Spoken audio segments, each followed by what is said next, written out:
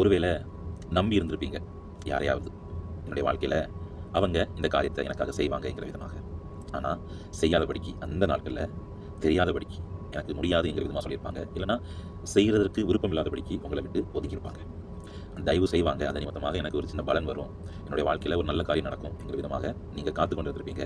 அது இப்போ தோல்வியின் பாதையில் நடந்து கொண்டிருக்குது. அவங்க உதவி செய்வாங்க என்கிற விதமாக சொன்னாங்க, இப்போ செய்யலை, விட்டு விலகி போயிட்டாங்க. சோர்ந்து போயிருக்கீங்களா? வசனம் சொல்லுது ரூத்து 1:8, கர்த்தர் உங்களுக்கு தயவு செய்வாராக. இந்த உலகத்தை உண்டாக்கின சிருஷ்டிகள் உங்களுக்கு தயவு செய்வாராம். உங்களுக்காக தயவு செய்வாங்க என்கிற விதமாக சொன்னவங்க தயவு செய்தால் அவங்க உயரத்துக்கு தான் உங்களை உயர்த்த முடியும். ஆனால் கர்த்தர் தயவு செய்தார்னா அவருடைய உயரத்துக்கு உயர்த்த முடியும். அவருடைய தயவு மிக வல்லமை உள்ளது, பலன் உள்ளது, சமாதானம் நிறைந்தது. அவருடைய தயவே உங்கள் மேலே இருக்குதான். உங்களுடைய வாழ்க்கையில் பெற்றுக்கொள்ளத்துக்கான தயவை பாராட்டுவார். கர்த்தரை பிடிச்சுக்கோங்க. அதாவது இந்த மனுஷனை நம்பாதீங்க.